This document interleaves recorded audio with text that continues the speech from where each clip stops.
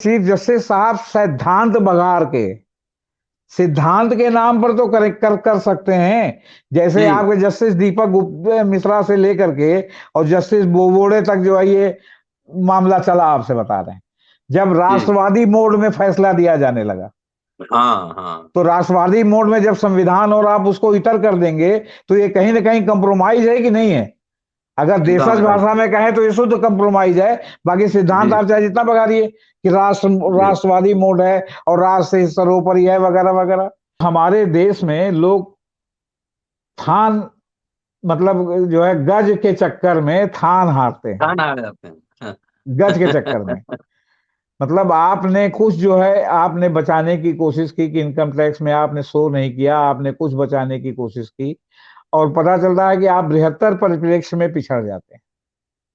क्यों? जी क्योंकि जब इनकम टैक्स का मामला आता है कि इनकम टैक्स पे ही है कि नहीं, तो 99% इसी में छट जाते हैं। वो केवल दलित और ओबीसी ही नहीं, सवर्ण भी उसमें शामिल है। क्यों? क्योंकि इनकम टैक्स मतलब अब सरकार की ओर से लग रहा कोई देना ही नहीं चाहता। जो वर्तमान व्यवस्था है, जिसमें टीएन शेषन साहब जब चुनाव आयुक्त हुए थे, उन्होंने पूरे देश में जो है इतना जबरदस्त अपनी रीढ़ की हड्डी दिखाई थी, मैंने इतना जबरदस्त अपनी मजबूती के साथ चुनाव कराया था कि सारे चुनाव जो लड़ने वाले लोग थे, जो बूथ कैप्चर बिहार जैसे जगह पर जहां इतने बड़े पैमाने पर पहले बूथ कैप्चर हुआ करते थे, वहां पर भी जो है बूथ कैप्चर पर जो है वो क्या कहते हैं अंकुश लग गया था।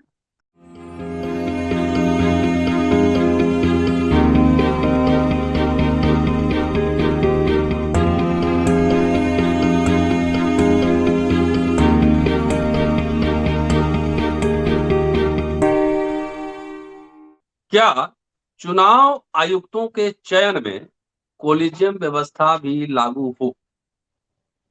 दोस्तों, रतनलाल बोल रहा हूं और आप सुन रहे हैं अम्बेडकरनामा। आज चुनाव आयुक्तों के चयन को लेकर सुप्रीम कोर्ट में सुनवाई हुई। 5 जजों के बेंच ने सुनवाई की। क्या है मामला? सुप्रीम कोर्ट ने तल्ख टिप्पणी भी की है और बहस के दौरान टीएन शेषन भी याद किए गए। क्या है पूरा मामला? क्या सुप्रीम कोर्ट में क्या पहुंचा है? तब तक इधर रिटायर्ड एक ब्यूरोक्रेट को मुख्य चुनाव आयुक्त नियुक्त कर दिया गया है। पूरा मामले को समझने की कोशिश करते हैं इस एपिसोड में, और इसको समझने के लिए हमारे साथ वरिष्ठ पत्रकार, संपादक और अधिवक्ता जेपी सिंह साहब मौजूद हैं। उन्होंने बारीकी से इसका अध्ययन किया है, इसलिए उनके अध्ययन का लाभ हम लोग को सबको लेना चाहिए। इसलिए पूरा वीडियो सुनते रहिएगा, सब्सक्राइब और शेयर करते रहिएगा। बच्चों को भी सुनाइए, क्योंकि यहाँ मन की नहीं काम की बात होती है। और सीधे अब लिए चलता हूँ जेपी सिंह साहब के पास कि सुप्रीम कोर्ट में चुनाव आयुक्त के चयन को लेकर क्या मामला चल रहा है और सुप्रीम कोर्ट ने क्या टिप्पणी की है, सरकार की सफाई क्या है। स्वागत है सर अम्बेडकरनामा में। जी नमस्कार सर। जी देखिए सर, 324 संविधान के अनुच्छेद 324 में चुनाव आयोग की परिकल्पना दी है, लेकिन चुनाव आयुक्त तो नियुक्त कैसे किए जाएंगे, जी इसके बारे में जो है कुछ भी नहीं लिखा गया है। जी और उस समय कहा गया था कि संसद में इस पर बाकायदे जो है आप मतलब पक्ष विपक्ष में बहस करके एक जो है इसका वो निकाला जाएगा कि किस तरह चुनाव आयुक्त को की नियुक्ति हो। लेकिन जी आजादी के बाद से अभी तक 50 में संविधान लागू हुआ, 72 साल लगभग हो रहे हैं। 26 जनवरी 1950 को संविधान लागू हुआ था और 72 साल हो रहे हैं, लेकिन अभी तक कैसे नियुक्त किया जाए, क्या नियुक्त किया जाए, चाहे जो सरकारें नहीं हो, ये नियुक्ति जो है हमेशा ऐसे ही रही और राजनीतिक नियुक्तियां एक प्रकार से आप कह सकते हैं कि होती रही। जी 1990 तक तो इसमें 50 से लेकर 90 तक 40 साल तक तो चुनाव आयोग पर बहुत सवाल नहीं उठते थे। हम्म लेकिन 90 के बाद लगातार चुनाव आयोग की निष्पक्षता, चुनाव आयोग के परफॉर्मेंस, चुनाव आयोग के पक्षपात, इन सब को लेकर सवाल उठते रहे हैं। और यहाँ तक कि उस समय लीडर ऑफ अपोजिशन या भारतीय जनता पार्टी के वरिष्ठ नेता लाल कृष्ण आडवाणी तक ने कहा था कि चुनाव आयुक्तों सही संवैधानिक निकायों के लिए एक कॉलेजियम जैसी प्रणाली होनी चाहिए, हम्म ताकि ईमानदार हो ना, ईमानदार दिखें भी। अरे केवल ईमानदार ही ना हो, ईमानदार दिखें भी। चुनाव आयोग चूंकि चुनाव कराता है, इसलिए उसका ईमानदार दिखना सभी राजनीतिक दलों के लिए अच्छा है और जनता के लिए भी अच्छा रहे कि भाई चुनाव आयोग ने ईमानदारी से चुनाव कराया, कोई जीता कोई हारा कोई फर्क नहीं। लेकिन है क्या मामला कि चुनाव आयोग इस तरह जो है चुनाव का संचालन करता है, इस तरह ईवीएम पर सवाल उठता है। अब ईवीएम पर सबसे बड़ा सवाल तो 2019 के चुनाव में वैलिड उठा हुआ है। वो ईवीएम पे ये उठा हुआ है कि 373 सीटें लगभग ऐसी हैं लोकसभा की, जहां ईवीएम पर वोट पड़ा मान लीजिए कि 300 एक ईवीएम पर, पता चला निकला 325। एक ईवीएम पर वोट पड़ा 425, निकला 375। मतलब लगा जैसे कि ईवीएम को मतलब मैनेज किया गया है, ये वास्तविक ईवीएम नहीं है, बदला गया है, मैनेज किया गया। पहले से ही आरोप लगता रहा कि ईवीएम गड़बड़ है। इस पर बाकायदे जो है वो सुप्रीम कोर्ट में पेंडिंग है याचिका, जिसको सुप्रीम कोर्ट ने अभी तक सुनवाई नहीं की। आपका 2019 से 2022 आ गया और 2 साल बाद फिर चुनाव है। अगर चुनाव के समय सुनवाई हुई या चुनाव के बाद ही सुनवाई हुई तो इनफ्रक्चुअस हो जाएगा, मतलब निरर्थक हो जाएगा जी। अभी तो अगर उस पर सुनवाई हो तो पक्ष में चला जाए तो कोई बात नहीं, कम से कम लोगों को भी देश भर को पता चल जाए कि ईवीएम पे जो वोट पड़ता है 1-2 का एरर हो सकता है, ये ऐसे ऐसे 150 का एरर कैसे हो जाता है। और इससे ही आशंका को बल मिलती है कि ईवीएम में कुछ गड़बड़ी होगी। तो बहरहाल यहाँ बहस हम लोग ईवीएम पे नहीं कर रहे हैं, हम लोग चुनाव आयोग उस पर कर रहे हैं, चुनाव आयुक्तों की नियुक्ति पर कर रहे हैं। लेकिन वो चुनाव आयुक्तों की नियुक्ति जो चुनाव आयुक्त होते हैं वही तो चुनाव संचालित कराते हैं। अब जो वर्तमान व्यवस्था है जिसमें टीएन शेषन साहब जब चुनाव आयुक्त हुए थे, उन्होंने पूरे देश में जो है इतना जबरदस्त अपनी रीढ़ की हड्डी दिखाई थी, मैंने इतना जबरदस्त अपनी मजबूती के साथ चुनाव कराया था कि सारे चुनाव जो लड़ने वाले लोग थे, जो बूथ कैप्चर बिहार जैसे जगह पर जहां इतने बड़े पैमाने पर पहले बूथ कैप्चर हुआ करते थे, वहां पर भी जो है बूथ कैप्चर पर जो है वो क्या कहते हैं अंकुश लग गया था। और मतलब इस तरह लग गया था जैसे बिल्कुल चुनाव के दिन जो है गाड़ी नहीं चलेगी, रिक्शा नहीं चलेगा, साइकिल नहीं चलेगा, टमटम नहीं चलेगा, कोई उसके ऊपर लाद के उनको ले नहीं आएगा। मतलब पहली बार लगा कि कोई चुनाव आयोग में मुख्य चुनाव आयुक्त भी कोई ऐसी चीज है जो चाहे तो चुनाव को बिल्कुल एकदम जो है मतलब क्या कहते हैं सुई की नोक पर जो है वो क्या कहते हैं जैसी ईमानदारी से चुनाव करा सकता है। लेकिन टीएन शेषन के हटने के बाद धीरे धीरे धीरे धीरे कालांतर में फिर वही ढीला ढाली टाइप की व्यवस्था हो गई। और अभी ये स्थिति है कि कोई 6 महीने के लिए चुनाव आयुक्त बनता है, तो कोई 3 महीने के लिए बनता है, तो कोई साल भर के लिए बनता है, मतलब उसमें स्थायित्व तो नहीं है। फिर आप प्रक्रिया नहीं है तो सरकार जिसे चाहती है बना देती है। अब आप देखिए, मुख्य सतर्कता अधिकारी हो, आपका जो है सीबीआई का जो है वो क्या कहते हैं डायरेक्टर हो, इसमें लीडर ऑफ अपोजिशन भी होता है और जो है सरकार भी होती है, जुडिशरी का भी एक मेंबर होता है। और ये माना जाता है कि भाई कम से कम सरकार और अपोजिशन तो अपने जो है क्या कहते हैं राजनीतिक एजेंडे पे चलेगी, लेकिन जो हाई कोर्ट के या सुप्रीम कोर्ट के जो जज हैं वो तो बिल्कुल निष्पक्ष से चलेंगे, तो उतना सवाल नहीं उठता। हालांकि वहां भी सवाल उठता है। अभी आपने देखा होगा कि पिछले दिनों जो आलोक वर्मा थे, तो आलोक वर्मा को लेकर के और सक्सेना को लेकर के आपस में कितना विवाद हुआ था। रात में 12 बजे जो है सरकार ने जो है क्या कहते हैं वो डलवा करके सीबीआई का दफ्तर सील करा दिया था। काफी नाटकबाजी हुई थी, फिर से रिइंस्टेड हुए थे वर्मा। रिइंस्टेड होने के बाद जो है बस आपको क्या कहते हैं एक दिन का कार्यालय था, उसके बाद उनको जो है मतलब हटा दिया गया। और हटाया गया तो उसमें जो है वो अभी तक उनका जो है ग्रेच्युटी और पेंशन नहीं मिला, उसकी लड़ाई लड़ रहे हैं। बहरहाल, तो कहने का मतलब है कि इतना सब फुल प्रूफ होने के बाद तो ये तो बिल्कुल है फुल प्रूफ नहीं है। इसमें तो अभी आप देखिए, ये 2018 से ये मामला जो है सुप्रीम कोर्ट में है। सुप्रीम कोर्ट की जो नीचे की पीठ है उसने इसको संविधान पीठ को भेज दिया इस मामले को। अब संविधान पीठ विचार कर रही है, और संविधान पीठ विचार कर रही है तो संविधान पीठ ने जो है क्या कहते हैं ये क्या कहते हैं ये 4 साल बाद संविधान पीठ में आया है। वो ललित साहब ने तमाम संवैधानिक मामलों के लिए संविधान पीठ गठित की, जिसमें इस मामले को भी ले लिया गया। अब इसमें कोर्ट यही कह रही है कि भाई 324 में अनुच्छेद में तो है कि भाई चुनाव आयोग रहेगा और इस तरह गठित होगा, लेकिन उसके सदस्य कैसे नियुक्त होंगे इस बारे में बिल्कुल चुप्पी है। और ये लगातार आरोप लगते रहे हैं कि चुनाव आयुक्त जो है क्या कहते हैं पक्षपाती होते हैं, सरकार अपने मन का करती है। तो निष्पक्ष चुनाव आयुक्त कैसे नियुक्त हो, इसके लिए जो है वो क्या कहते हैं लगातार इसमें सवाल उठ रहा है। वेंकट रमनी जो आपके अटॉर्नी जनरल हैं वो इसमें सरकार को रिप्रेजेंट कर रहे हैं। अब पिछली जो आपके अभी कल सुनवाई हुई, कल की सुनवाई में ये बात सामने आई, जस्टिस के एम जोसेफ जिनकी अध्यक्षता में ये सुनवाई हो रही है, उन्होंने कहा कि अगर चीफ जस्टिस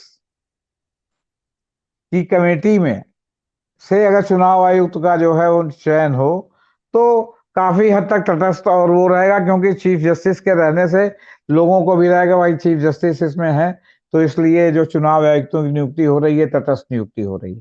आखिर जो ऐसी प्रणाली होनी चाहिए जिसमें सबसे सर्वश्रेष्ठ व्यक्ति और निष्पक्ष व्यक्ति चुनाव आयुक्त हो, क्योंकि उसके ऊपर जो है पूरे देश का शासन चलाने के लिए चुनाव कराने और चुनाव में जो है मतलब क्या कहते हैं ईमानदारी और बिना पक्षपात के जो है चुनाव हारने और जीतने की व्यवस्था करने की गुरुतर जिम्मेदारी है। लेकिन सरकार इसका विरोध कर रही है। सरकार कह रही है जो वर्तमान व्यवस्था है वो ठीक है, वो कॉलेजियम सिस्टम टाइप की चीज नहीं चाहते। वर्तमान आज सुप्रीम कोर्ट में सुनवाई हुई है, तो जरा हमारे दोस्तों को बताइए कि सर की वर्तमान व्यवस्था क्या है और सुप्रीम कोर्ट में किस बात पे बहस चल रही है, सरकार का पक्ष क्या है और इधर से जो पिटीशन दिया गया है पिटिशनर का पक्ष क्या है। देखिए, पिटिशनर का पक्ष है कि इसमें चुनाव आपके कॉलेजियम सिस्टम जैसी व्यवस्था होनी चाहिए। अच्छा। और कॉलेजियम सिस्टम की व्यवस्था मान ली होनी चाहिए, और जिसमें मांग चल रही है कि इसमें चीफ जस्टिस को जरूर शामिल होना चाहिए, और जो है उनके पास वो पावर होना चाहिए, वीटो पावर भी होना चाहिए, ताकि कोई गलत आदमी का चुनाव ना हो। और जो है वो कॉलेजियम सिस्टम की तरह जो है मतलब चुनाव करें, मतलब इसका एक संवैधानिक निकाय होना चाहिए चुनाव आयुक्त नियुक्त करने का, सरकार के रहमो करम पर नहीं छोड़ना जाना चाहिए। और चूंकि सरकार के हाथ से लिया जा रहा है, तो सरकार के हाथ से अगर लिया जाएगा तो सरकार अपने मनचाहे चुनाव आयुक्तों को नहीं नियुक्त कर पाएगी, मनचाहों को नियुक्त नहीं कर पाएगी। तो जो ऑब्जर्वर जाते हैं, जो मतलब जो चुनाव की पूरी प्रक्रिया है, तो जो निष्पक्ष रूप से जो है क्या कहते हैं मतलब मान लीजिए तटस्थ और निष्पक्ष लोगों का चुनाव आयोग बनेगा, तो जो अपने मातहत अधिकारी हैं वो भी कोशिश करेंगे कि वो निष्पक्ष रहें। अब ऑब्जर्वर ही है, मान लीजिए ऑब्जर्वर, मान लीजिए दिल्ली में जिस क्षेत्र में आप रहते हैं वहां का ऑब्जर्वर एक गया चुनाव आयोग, आप लोग देख रहे हैं कि ये जो है यहाँ चुनाव में इस तरह की धांधली हो रही है, कहीं लाके 100-200 लोग रखे गए हैं जो इन ब्लॉक जाकर के बूथ पर कब्जा करेंगे, और जो है इस व्यवस्था में भी वो बटन दबाएंगे ईवीएम का। तो आपने जाके शिकायत किया चुनाव आयुक्त से, जो ऑब्जर्वर आए हैं, चुनाव आयुक्त का डेलीगेटेड पावर के साथ ऑब्जर्वर होते हैं। आपने वहां शिकायत किया, उन्होंने आपकी बात खूब अच्छी तरह से सुनी, और इस कान से सुनी उस कान से निकाल दी, कुछ किया ही नहीं। तो जब आपका चुनाव, जैसे टीएन सेशन में भी तो यही व्यवस्था थी, एक टीएन सेशन की वजह से पूरे सिस्टम में फर्क आ गया था। तो सुप्रीम कोर्ट क्या कहा इस पे, टाइम दिया है? तो सुप्रीम कोर्ट में लगातार बहस चल रही है, आज की भी तारीख लगी हुई है। अब आज क्या क्या बहस हुई, किधर से क्या हुआ, तो सुप्रीम कोर्ट ही सब बात सुन के ऑर्डर रिजर्व करेगा और फिर कोई ऑर्डर प्रोनाउंस करेगा। सुप्रीम कोर्ट ने तो यहां तक कहा कि भाई हम अगर कोई ऑर्डर करेंगे तो आप, सरकार मतलब इसका विरोध कर रही है, सरकार इसका विरोध करेगी, है ना। उन्होंने कहा कि हम जानते हैं कि मौजूदा व्यवस्था से आगे नहीं जाने देने के लिए सत्ता पक्ष की ओर से विरोध होगा। अदालत यह नहीं कह सकती कि वो असहाय है और कुछ नहीं कर सकती, लेकिन अदालत इस बात की पक्षधर है कि ऐसी व्यवस्था होनी चाहिए जो चुनाव आयोग चुनाव आयुक्त मुख्य चुनाव आयुक्त की नियुक्ति की वर्तमान संरचना से अलग हो। मतलब ये चाहते हैं कि नियुक्ति कैसे हो इसको परिभाषित कर दिया जाए। अच्छा। क्योंकि ये 324 में प्रावधान है कि चुनाव आयोग रहेगा, चुनाव आयोग चुनाव कराएगा, लेकिन उसके आयुक्तों की नियुक्ति, जैसे पहले सिंगल मैन चुनाव आयोग होता था, बाद में जो है 3 सदस्यीय चुनाव आयोग इन्होंने बना दिया, तो 3 सदस्य बना दिया। लेकिन यहां इसमें कैसे आयुक्तों की नियुक्ति होगी, जब आपके सीवीसी, जब आपके क्या कहते हैं मतलब मुख्य सतर्कता अधिकारी, जब आपके क्या कहते हैं सीबीआई अधिकारी, ये सब जो है लीडर ऑफ अपोजिशन के साथ मिलकर के नियुक्ति होती है, वे एक हाई कोर्ट के भी प्रतिनिधि होते हैं। तो चुनाव आयुक्त की नियुक्ति में इतनी मनमानी क्यों कि सरकार जिसको चाहे चुनाव आयुक्त तो बना दे। एक बात सर, आप जी इससे बहुत कुछ सीखा है बातचीत करते करते। जी डॉक्टर अंबेडकर ने कॉन्स्टिट्यूशनल मोरालिटी की बात की जी कि कानून की नजर में सब समान हो सकते हैं, लेकिन प्रशासन की नजर में समान है कि नहीं। जी अगर ये बात, ये सबसे ज्यादा जरूरी चीज है, प्रशासन समान मान रहा है कि नहीं मान रहा है, क्योंकि जी प्रशासन ही कानून को लागू करने की एजेंसी। जी अब जैसे ये बात आ रही है कि चीफ जस्टिस के मेंबर हो, जो सिलेक्शन कमिटी हो इलेक्शन कमिश्नर्स का, जी और कोलिजियम सिस्टम बने, जी इसमें दो सवाल हमारे उठ रहे हैं, जहन में आ रहे हैं, और जिसको इस पे चर्चा होना जरूरी है। एक जी तो कोलिजियम सिस्टम पे ही सवाल उठ रहे हैं सोशल एक्टिविस्ट की ओर से भी, सरकार तो अपने हिसाब से कर रही है, जी लेकिन उसमें भी ट्रांसपेरेंसी का एक सवाल बहुत ही इंपॉर्टेंट मुद्दा है, नंबर एक। नंबर दो, अगर जी चीफ जस्टिस ही मैनेज हो जाए और बोला जाए कि ऑर्डर ऐसे लिखिए और राज्यसभा का मेंबर भेज देंगे, तब क्या किया जा सकता सर है? ये हो देखिए, सकता है ना, संभव है? आपने, ये हो सकता है नहीं, आमतौर पर होता भी है। जी। आप बिल्कुल तो सही जो कह रहे हैं। कूलिंग पीरियड देखिए नहीं है ना, देखिए नौकरी के बाद नहीं कूलिंग नहीं, पीरियड नहीं है। हम आपको बता रहे हैं। देखिए, आरक्षण लागू होने के बाद जी कुछ जगहों पर ऐसा रहा कि जहां कोई आरक्षण नहीं है, जैसे जुडिशरी में, हाई कोर्ट और सुप्रीम कोर्ट में कोई आरक्षण नहीं। हाई कोर्ट में नियुक्ति के लिए भी और सुप्रीम कोर्ट में नियुक्ति के लिए भी दिया लेकर, दीपक लेकर के ओबीसी वकीलों, जजों, हाँ सुप्रीम कोर्ट में हुआ तो जजों से ज्यादातर नियुक्त होते हैं, या ज्यादातर मान लीजिए डायरेक्ट जो है वो क्या कहते हैं सुप्रीम कोर्ट ने नियुक्त कर, डायरेक्ट कर देती है। हाई कोर्ट में होता है तो वकीलों से नियुक्त होते हैं, और कुछ कोटा जो है जस्ट अधीनस्थ न्यायपालिका से आता है।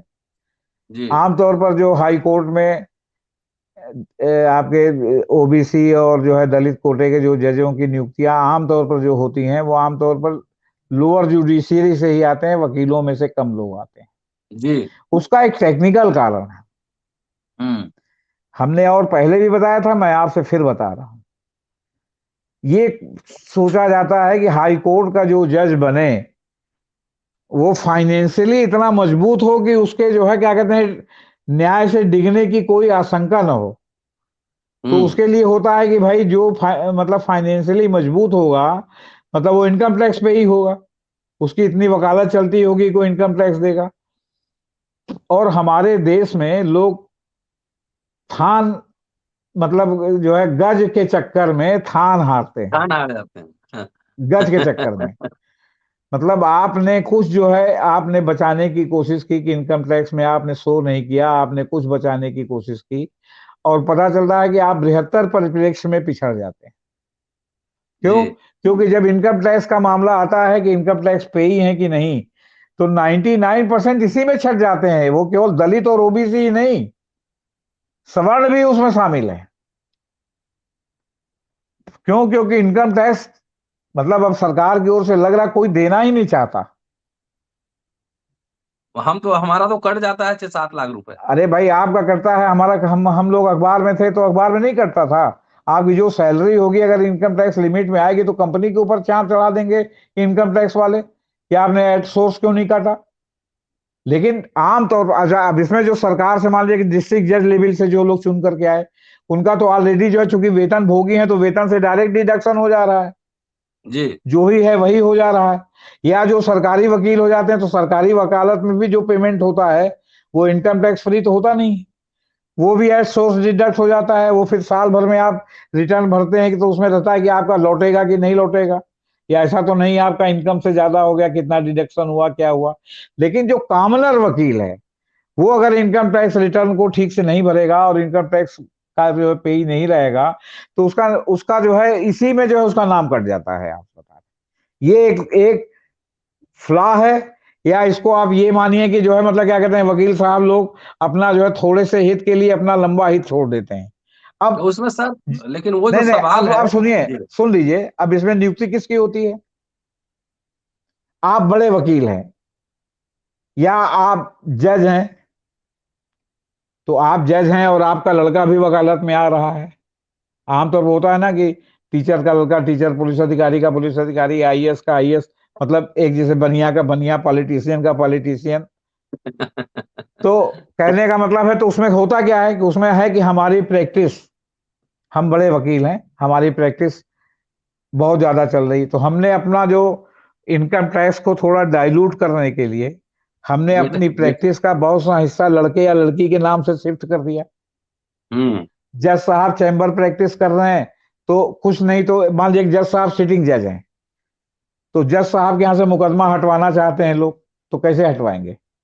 जज साहब के लड़के या लड़की अगर उसमें वकालतनामा दाखिल कर देंगे, तो जज साहब अपने आप मुकदमा अपने यहाँ से हटा देंगे, जिसको हटवाने इतना के लिए ट्रांस आपको जाना पड़ता है।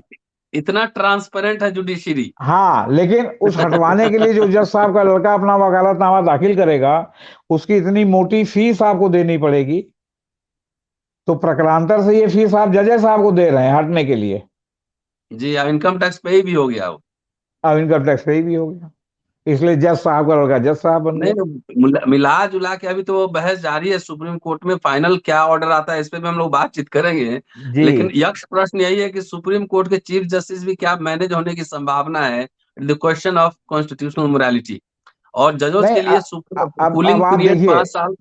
जी देखिए हम नहीं कह रहे कि चीफ जस्टिस साहब जो है उसमें करेंगे, लेकिन चीफ जस्टिस साहब सिद्धांत बघार के, सिद्धांत के नाम पर तो कर सकते हैं। जैसे जी आपके जस्टिस दीपक मिश्रा से लेकर के और जस्टिस बोबड़े तक जो है ये मामला चला, आपसे बता रहे हैं, जब जी राष्ट्रवादी मोड में फैसला दिया जाने लगा, हाँ हाँ तो राष्ट्रवादी मोड में जब संविधान और आप उसको इतर कर देंगे, तो ये कहीं ना कहीं कंप्रोमाइज है कि नहीं है? अगर एकदम देशज एकदम। भाषा में कहें तो ये शुद्ध कंप्रोमाइज है। बाकी सिद्धांत जी आप चाहे जितना बघारिए कि जी राष्ट्रवादी मोड है और राष्ट्र से सर्वोपरि है वगैरह वगैरह। तो सवाल इस बात का है कि सरकार जिस मामले को कोर्ट में चैलेंज किया जाता है, वह आदेश भी तो सरकार के यहां से जनहित में जारी किया जाता है। तो जी जनहित में जी जो आदेश जारी होता है वो चैलेंज होकर के उलट क्यों जाता है? जी तो इसी तरह जो जज साहब जनहित के मोड में थे, मतलब राष्ट्रहित के मोड में थे, उसमें अगर उलट गया या उसमें उलट जाता है, तो उसमें जो जज साहब ने पूरे राष्ट्रहित मोड में 3-3 4-4 चीफ जस्टिस के कार्यकाल में सारा जो है सरकार के जो है जितना भी आपके क्या कहते हैं कुकृत्य थे, उनको जो है जस्टिफाई ठहराया गया, तो क्या ये कंप्रोमाइज नहीं है? तो इसको जी क्या कहेंगे? देशज भाषा में कहेंगे तो कंप्रोमाइज है, और आप इसको सजा के कहेंगे भाई राष्ट्रहित में ये बड़ा जरूरी था। संविधान कहीं राष्ट्रहित तो सर्वोपरि है, उसके बाद संविधान। नहीं, अब राष्ट्र इसको हित के आप कैसे पर्याय करेंगे? हम है। आप बताओ, राष्ट्र हित में जरूरी है, लेकिन ना राष्ट्र हित आप के बताइए पर्याय आप। हम हाँ है। हाँ हाँ हाँ हाँ, मैं आप देखते होंगे, हम लोग तो फ्यूडल परिवार के हैं, पता चला घर का जो पहले मुखिया हुआ करता था उसको स्पेशल भोजन मिलता था, और हम्म बाकी पूरे परिवार को अलग भोजन मिलता था। आपसे बता रहे, हम्म। उसके दाल में इतना घी रहता था, और बाकी वालों के लिए घी रहे ना रहे कोई फर्क नहीं पड़ता। उसको एक दो सब्जी स्पेशल बनती थी, आपसे बता रहे हैं, मालिक हैं घर के। अब बाकी हाँ, लोगों को जो उसमें से बची तो मिल गई, और नहीं तो जो जनरल बनी है वो मिलती थी। ये सब हमने बहुत नजदीक से देखा है सर। चलिए सर, तो इस पे नजर रहेगी और क्या आउटकम आता है, बड़ा दिलचस्प है। जी आखिरकार सुप्रीम कोर्ट ने इंटरवीन किया है कि जिस तरीके से चुनाव आयोग कुछ दिनों से काम कर रहा है, और आंख पर पट्टी डाले हुए सब वीडियो क्लिपिंग्स आते रहते हैं सोशल मीडिया पर कि ईवीएम इधर से उधर जा रहा है, प्राइवेट गाड़ी में घूम रहा है, टूटे मिल गए, गड्ढे में मिले, लेकिन कोई संज्ञान नहीं है। तो नहीं नहीं, और तो भाजपा और जब। सर, और तो और जो 373 सीटें लोकसभा की, जी जिसमें जो है वो क्या कहते हैं, मतलब आपका सुप्रीम कोर्ट में मामला है 2-3 साल से, 2.5 साल से, क्योंकि आंकड़ा जी जुटाने में भी टाइम लगा, और उसमें जो है जो वोट पड़ा और जो वोट निकला उसमें अंतर है। अंधे को भी छत दिखाई पड़ जाएगा कि ये गड़बड़ है, आपसे बता रहे हैं। आंख हम्म। वाले को तो दिखाई पड़ेगा ही, अंधे को भी जो है इसको बता दिए कि ऐसा है ऐसा ऐसा, तो कहेगा नहीं तो गड़बड़ है। ऐसा कैसे हो सकता है कि मशीन में हमने 13 बटन दबाया और 26 तो वोट निकला? ऐसा जी कैसे हो जी सकता है? तो आप ये देखिए ये कितना बड़ा जो है मतलब क्या कहते हैं वो मतलब जाल बट्टा है, आप बता रहे हैं। जी ये वो चुनाव आयोग है जिसकी 19 लाख मशीनें गायब हैं। सरकार ने पेमेंट किया है 19 लाख मशीनों का, जो है जिन कंपनियों से बीएचईएल और इलेक्ट्रॉनिक्स इंडिया से आई, और क्या तो हमारे पास है ही नहीं, तो कहां गई वो 20 लाख मशीन? तो सुप्रीम कोर्ट को इसी के साथ जो है ईवीएम का वाला केस भी खोल देना चाहिए था ना। दोनों तो इंटरलिंक्ड है। अब वो लिंक है, लेकिन वो सुप्रीम कोर्ट में नहीं है, वो वहां बॉम्बे हाई कोर्ट में बॉम्बे है। हाई कोर्ट में, हाँ बॉम्बे हाई कोर्ट में, हाँ, सॉरी हाँ। बॉम्बे हाई कोर्ट में जी। और ये मामला तो यहाँ है, तो आखिर जो अभी बात चुनाव आयोग की चल रही है, इसमें ये बैकग्राउंडर के रूप में हम आपको बता रहे हैं, जबकि ये सीधे जी सीधे चुनाव आयोग के उसी तरह से जुड़ा हुआ कि भाई कैसे हो गया ऐसा। अगर सब जी चुनाव आयोग तो बड़े ईमानदार हैं, तो ये हुआ कैसे? जी नहीं होना चाहिए, आप बताइए हमको। एकदम सर, तो एकदम जो होना आप चाहिए। सवाल और उठा रहे हैं, बहुत वाजिब सवाल उठा रहे हैं, कोई ये गैर वाजिब सवाल नहीं है, आपसे बता रहे हैं। जी और बाकी आप हम सब लोगों को, समाज को ये जागरूक करना पड़ेगा, अपने समाज को, कि भाई थोड़े से लाभ के लिए तुम बृहत्तर परिप्रेक्ष्य में कितना नुकसान करा रहे हो पूरे समाज का, पूरी पूरे समाज सोसाइटी का, का, देश का। जी जी हाँ जी। देश का, पूरे संविधान का, पूरे कानून के शासन का, थोड़े से के लिए आपसे बता रहे हम्म। हैं। जी, क्या उस ठीक है ज्ञानियों की कमी है क्या? जी। कोई ज्ञानियों की कमी नहीं है, आपसे बता रहे हैं। लेकिन लेकिन ठीक सवाल है इस बात का सर। है कि हाँ, टेक्निकल क्राइटेरिया में हमको आप छांट के अलग कर देंगे तो हम कहाँ से आएंगे, आप बताइए। और अगर लोअर जुडिशरी से आए तो हाई कोर्ट में ही जो है वो कम कार्यकाल बचा रहता है, वो निपट के चले गए घर, सुप्रीम कोर्ट जाने की हम्म। नौबत ही नहीं आती है, आपसे बता दें। जी ठीक है सर, शुक्रिया सर। और सुप्रीम कोर्ट में बहस जारी है, चुनाव आयोग के सदस्यों की नियुक्ति कैसे हो। और जी इसी से जुड़ा हुआ सवाल ईवीएम के इस्तेमाल का है, जो मुकदमा अभी बॉम्बे हाई कोर्ट में चल रहा है। दोस्तों, कोई भी लोकशाही वो एक तरीके से विश्वास पे चलता है। कोई भी आइन विश्वास, संविधान विश्वास और इम्प्लीमेंट करने की इच्छा शक्ति, इस पर चलता है। यदि किसी प्रक्रिया में, चुनाव की प्रक्रिया में लोगों का विश्वास नहीं है और सवाल उठाए जा रहे हैं, तो उस पे विमर्श, उसकी समीक्षा करना, उसका एनालिसिस करना, उसको स्क्रूटनी और एग्जामिन करना बहुत जरूरी हो जाता है। सुप्रीम कोर्ट में बहस जारी है और जैसे ही उसमें कोई अगला ऑर्डर आता है, जेपी सिंह साहब से पुनः बात करेंगे और आपके पास फिर ताजा सूचना लेकर आएंगे। तब तक देखिए अम्बेडकरनामा, बच्चों को भी दिखाइए और शेयर सब्सक्राइब करते रहिए। शुक्रिया, जल्दी मिलते हैं अगले एपिसोड में। शुक्रिया सर, थैंक यू। जी सर।